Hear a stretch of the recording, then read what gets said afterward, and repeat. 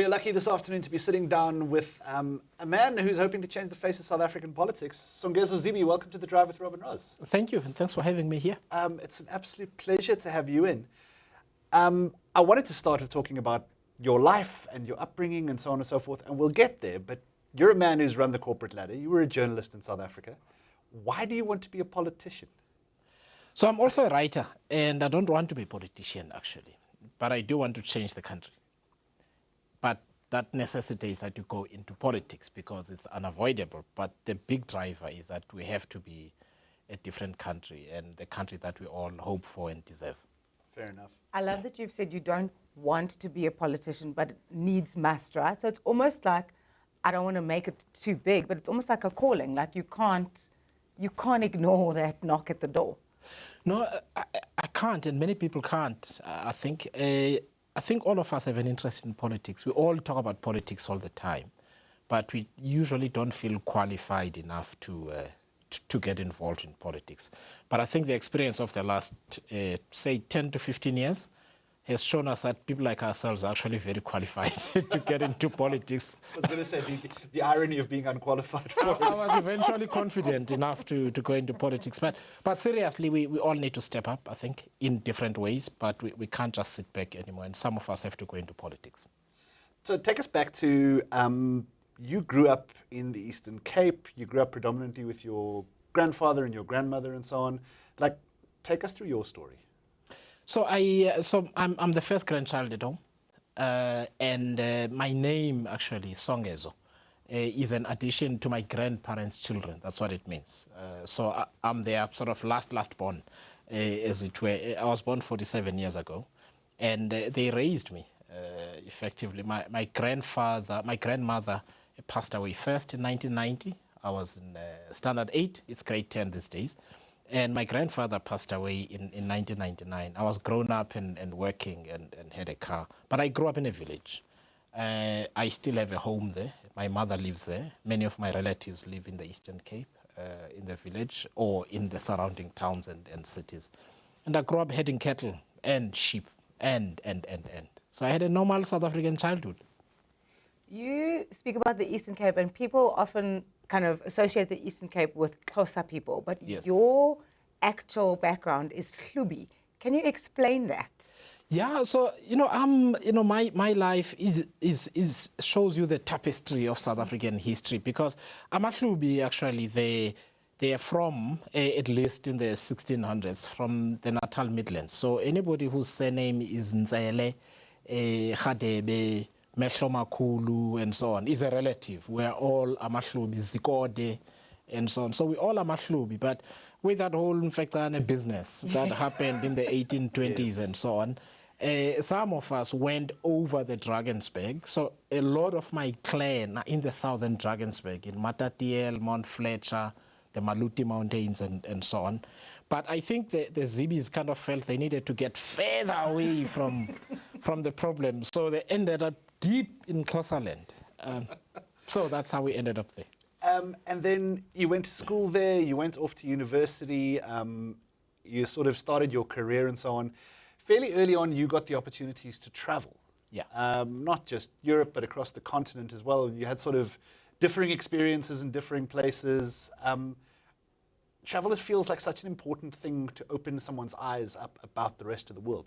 Yeah. If there was one thing I could do for every South African, if I had enough money, I would make sure every South African gets to travel overseas.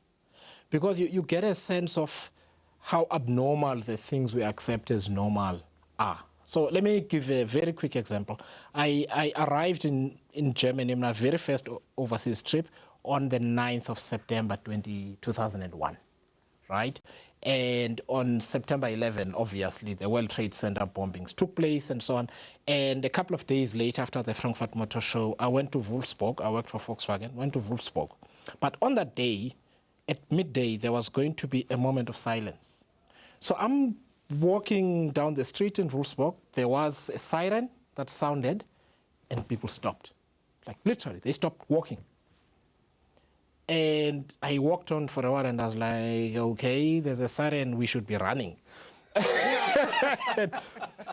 But you know, there is a sense of order in Germany that doesn't need the cops to get involved in instances where here you need somebody to say, shh, keep quiet, like, you know, those kind of things. And that really impressed me, I mean, amongst many, many other things, apart from the fact that they can U-turn at the robot. And it's allowed. It's allowed. But Germany generally works. People are generally compliant with the law, and there are certain courtesies, such as if you see somebody on a bike, stop as the car.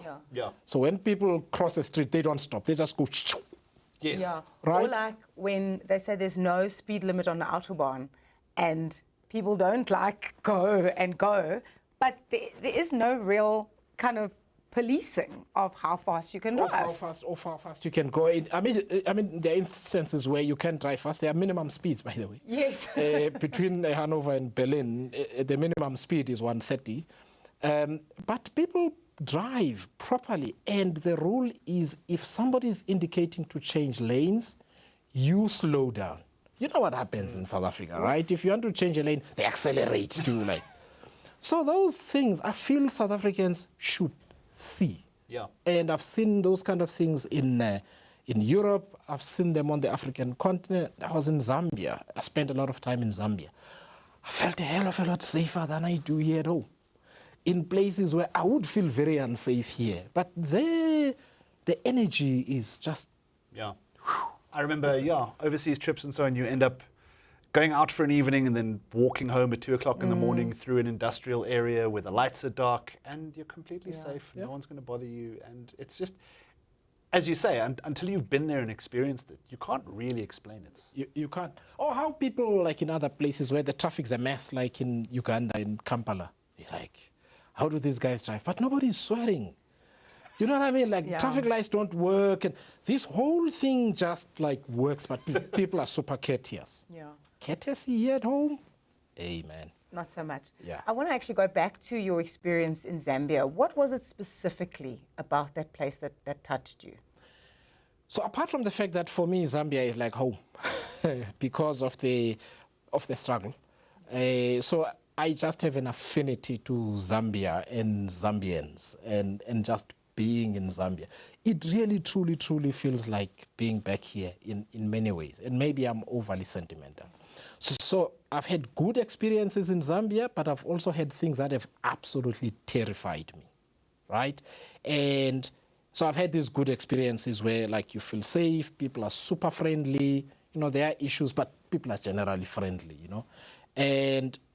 And then there are things that scared me, like when I went to the ZNBC, which is their SABC equivalent. Believe me, I saw what the SABC was going to look like under Saudi when I went there. It was terrible. I had to lend the people my earphones for them to do a sound check on the camera for an interview for their breakfast show. And then they stopped the interview and went to fetch a picture of the president, and then it was like put up behind me in some type of way. It was a circus. So you kind of see things that touch you in a good way, but also things where you go, hey man, we must never get there. Yeah. And talking about things that, experiences from different areas and so on, I mean, that's very similar to your career, because you started out in corporate, then swapped across to journalism, which I read you were saying you had always wanted to do. Oh, yeah. Always wanted to be a journalist. And I mean, you ran yourself up to the very top of that ladder and then walked away from that as an author and went back into corporate kind of thing. And now you're switching again. What was it about working in media that's given you a sort of different perspective? Because I find like media and often law, a bit of experience in those two places gives you an ability to look around the rest of the world slightly differently. So let me flip that around. I was very grateful that I had an opportunity to work for companies before becoming a journalist. So in other words, to work in the real economy, to understand how it works and so on. It really helped me with my job as editor at Business Day because I knew what to look for and that sort of thing. And I'll make a very short example.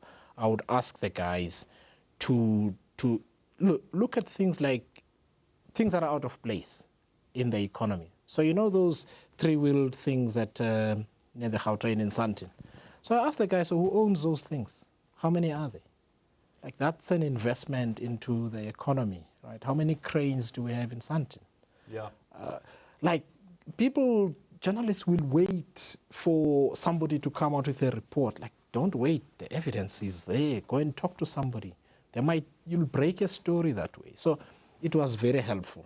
But journalism gets you into conversations you would never get into if you had another job.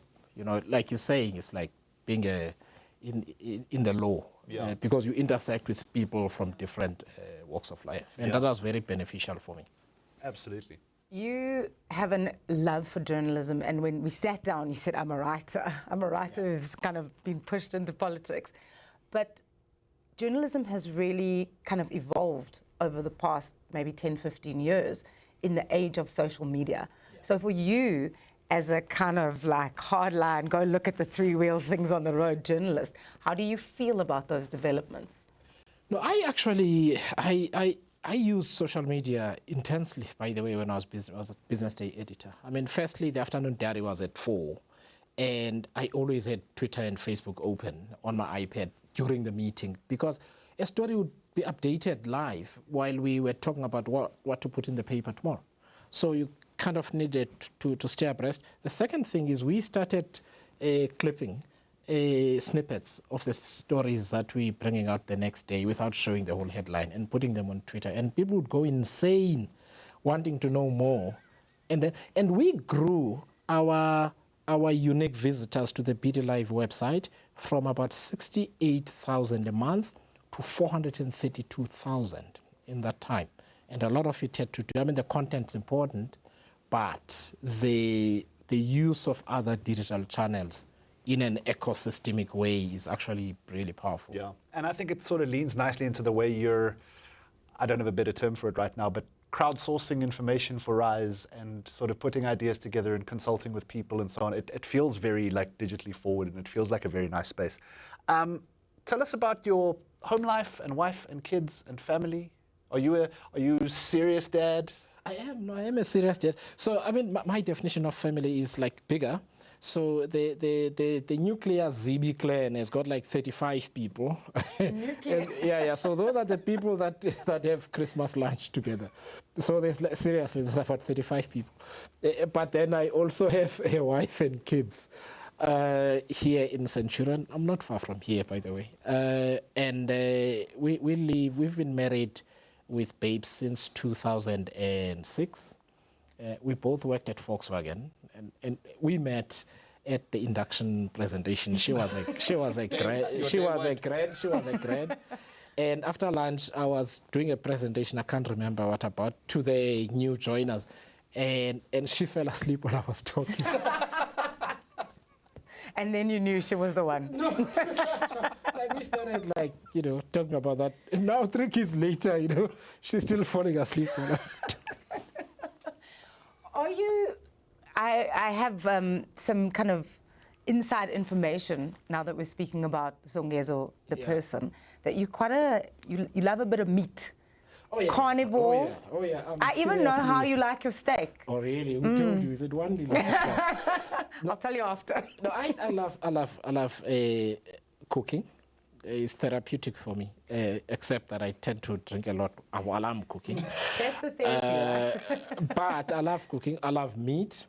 I'm from a part of the country where meat is king, and I like to make it on the open fire. So one little slobo is a friend of mine, and little brother, and he sometimes says to me, "Hey, Songs, you must make another steak again so I can visit." So you say you're a cooking fan, because I am as well. Roz doesn't cook at all at her house. She's a Christmas Day only. Once a year. Oh, wow. If you were on Come Dine With Me, what are the 3 dishes you're making? Meat, and meat. But look, I also like making pastas for practical reasons, generally, because these are foods that you can make fairly quickly. Stir fry, in particular. I'm not particularly good with veggies, by the way. It's a bit of a lottery how veggies are gonna come out. Yeah, You're not a big veggie fan. I'm not, but I eat veggies out of necessity. I understand I've got to do it. It's like politics. I've got to do it, but I would prefer not to be doing it. What is keeping you busy when you're not doing the things that are now your job, like the journalism and the writing and the politics now? What is a fun thing that keeps you busy, aside from the Liverpool football team? You mean the fun things? That Yes. I was going to tell you that I spend the rest of my time thinking about the things I need to be doing. No, actually, it might be weird. I like to sleep. So do we. It's like a thing that I don't get to. Or in fact, honestly, it's because I've got an insomnia problem. So I've settled on a rhythm that works. Somebody taught me how to teach my body to fall asleep, like you train a dog. So I sleep because I'm lying down. I don't sleep because I'm sleepy. So if I were to lie down over there, after 10 minutes, I'm gone. Like I'm asleep. So that's relaxing for me. So I think that's important.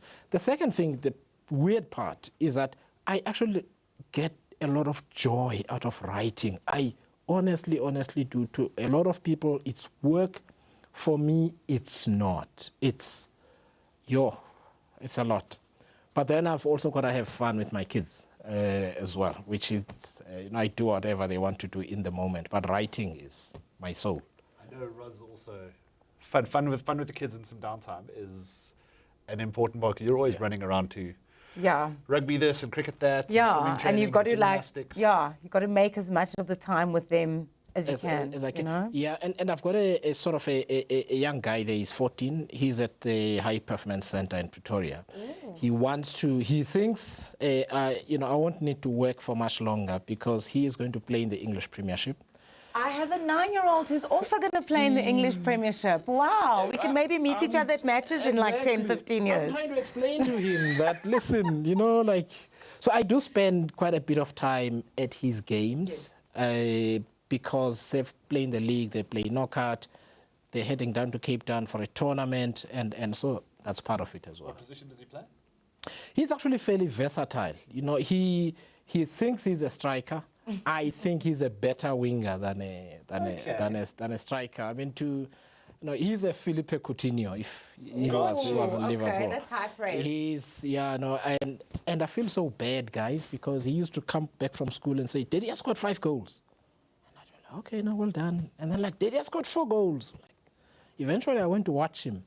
I cried, actually. I actually couldn't believe how good he is. And how much energy and appetite he has for practicing the same shot 300 times until he gets it right. I'm just looking forward to the day we see the number 8 Zibi walking out to the Anfield. I can't wait. But I mean, that leads me very nicely because I heard you talk at the launch of Rise and so on. A big part of your thinking seems to be like, what does South Africa look like for my kids in the future? Yeah. If you say you have a child who is willing to spend the time and stay after and do the 300 shots and try and be the best, is it about creating a space for them in the rest of the country where they can do the best they can? Yeah, I just want to also add on to that, the point that you brought up. I read something that you said where there are people who haven't been born in this country yet that are basically already born into a cycle of poverty and not being able to achieve what they want to achieve. So I think that's a really good point to start, Rob. Thanks. Yeah, and I'll make just 2 points. Firstly, it's what you're saying, but I'll come back to it. I come from a village, and let me just paint a picture quickly.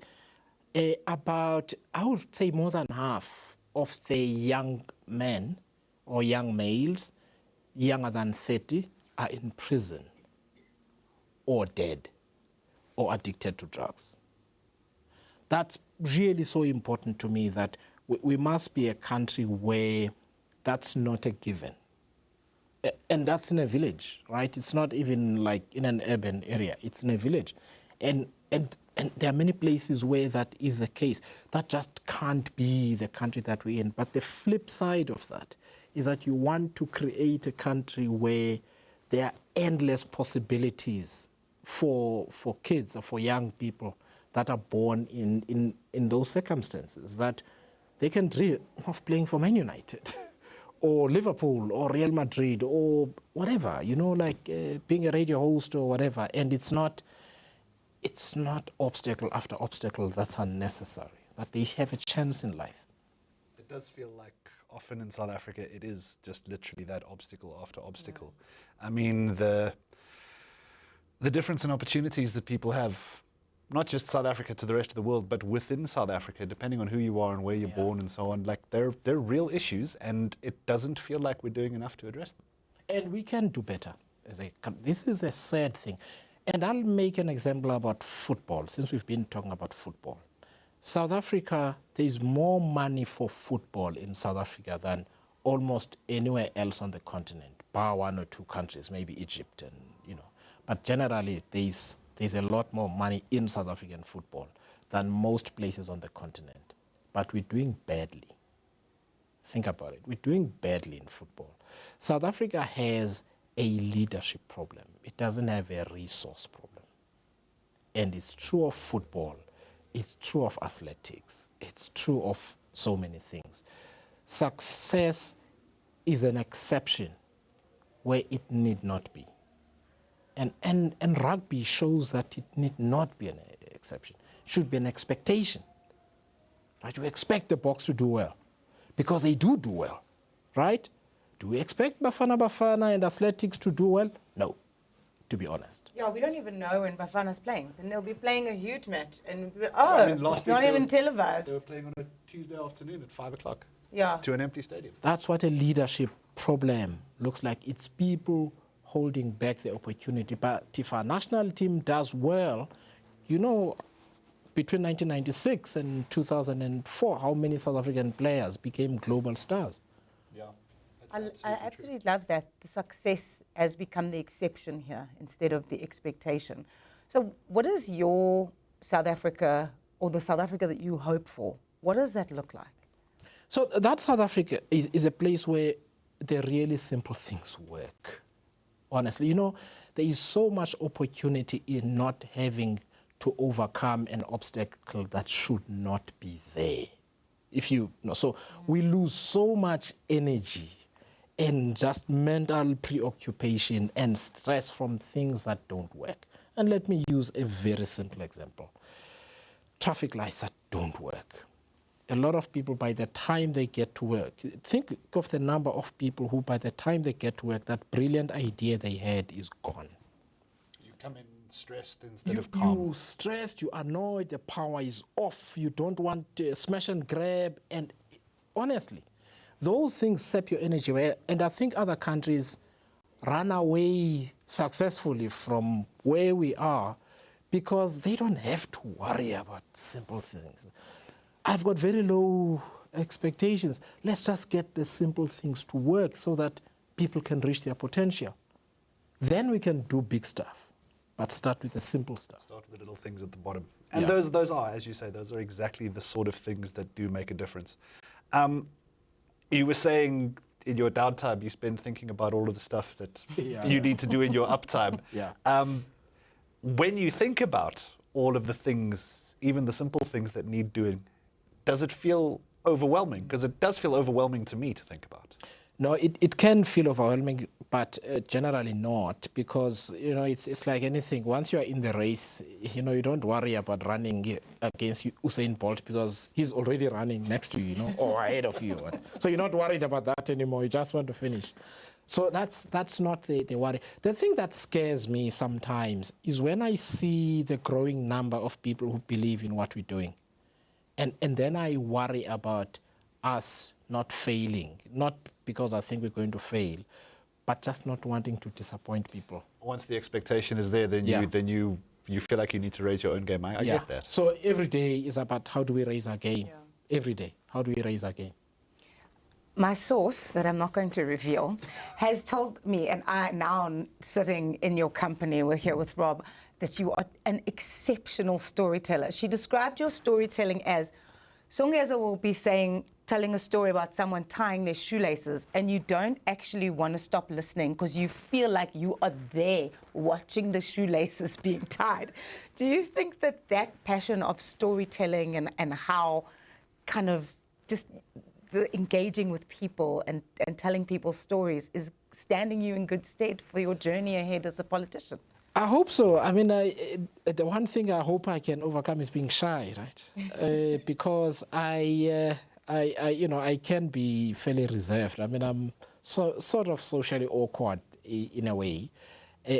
But I think that the ability to listen to and perceive what the stories people are telling you in the right way, and also reflect those stories in your own storytelling is a really powerful a thing to have in your arsenal as a human being, but I think particularly in politics. Yeah. I understand that when you said earlier, writing is in your soul. Yeah. You know, it's that being able to have the time to think clearly about something and reflect yourself in the way that you want to. Yeah. And I understand that kind of thing is incredibly important. You have a big job ahead of you if you want to do this thing. Yeah. So we wish you all the best, and we thank you very, very much for your time coming on the show this afternoon. No, thank you, guys. Thank you. Thanks for having me, guys. Thank you.